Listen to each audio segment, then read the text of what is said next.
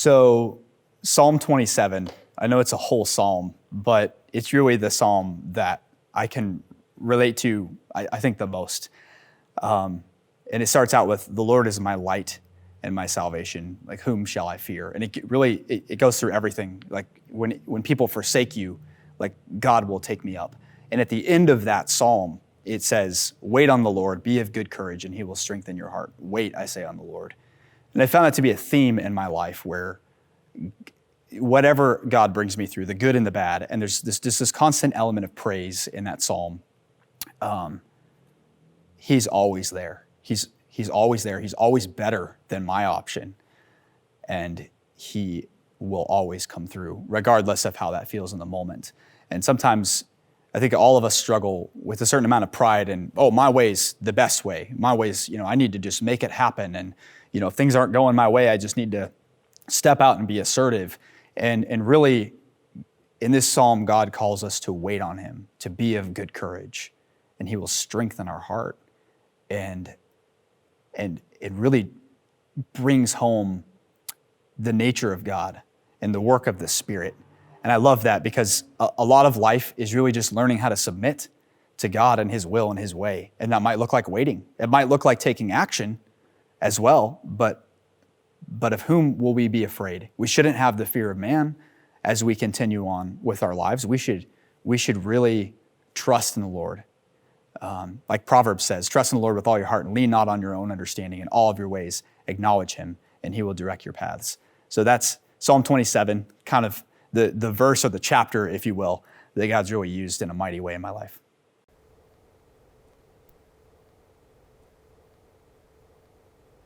I think initially when I fully repented and followed Christ, my family was grateful, but they were also very skeptical because of the weightiness of the things that were happening in my life. And so I just remember there being this hopefulness to it, but then I was also dealing with a lot of really difficult theology at the time. And so I think their hope was that they would coach me through that and that other people God would use to do that. And he has. But there was definitely a rejoicing in that aspect with a little bit of fear of what's next, So.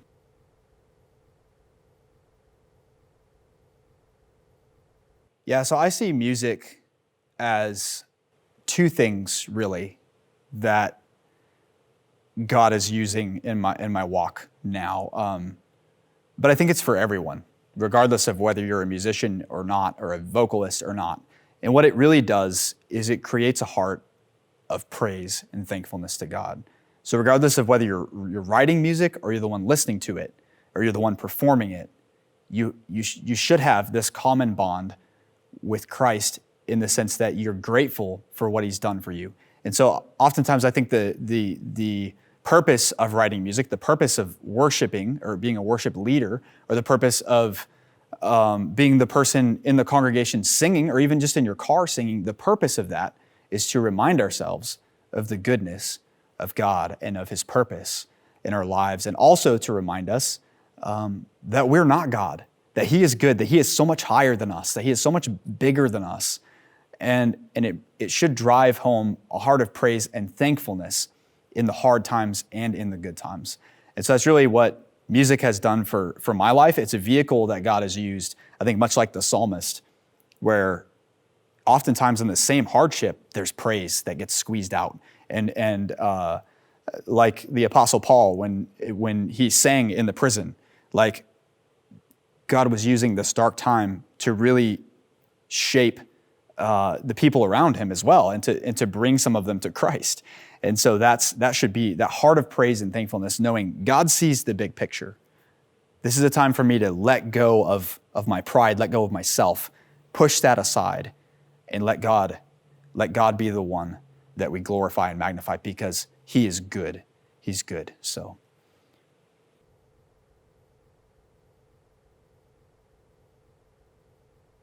recently, the hymn "And Can It Be" is a hymn that I've absolutely fallen in love with. The incredible theology in that hymn, and just the awestruckness of the refrain amazing love, how can it be that thou, my God, shouldst die for me?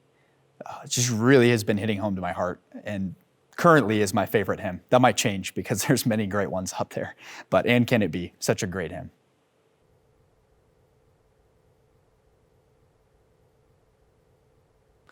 So over the last few months at Redeemer, we hired a new pastor. His name's Pastor Daryl Del Huse, and he has definitely, listening to his sermons, talking with him, interacting with him, has definitely been the largest impact on my life in the last few months, on a day-to-day basis kind of thing.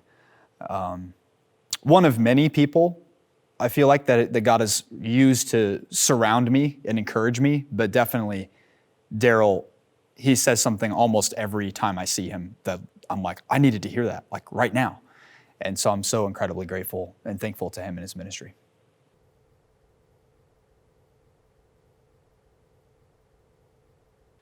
Yeah, so my wife has really played that role of influencing my life to help shape me into the person that God really, the man that God really wants me to be in a lot of ways. And one of those ways specifically, she's my best supporter, but she's also my worst critic. And I think God uses that to shape me, to give me an element of realism to my life where I don't just have someone at home that can constantly feed me what I want to hear, but she's willing to tell me the hard truth, but at the same time, she's always there to back me up and be there for me. So God's really used that aspect as well. God has taught me, as I'm sure God has taught my wife, God's taught me patience through my interaction with her and through our marriage. And God has taught me really how to recognize and see the beauty in that relationship, and to recognize, kind of have some more insight on the beauty of God and in his interaction with the church. And so we see this selfless love, this servant love, servant leadership that comes out. And my wife has just done an incredible job of just being with me throughout all of that and helping that process as God shapes me.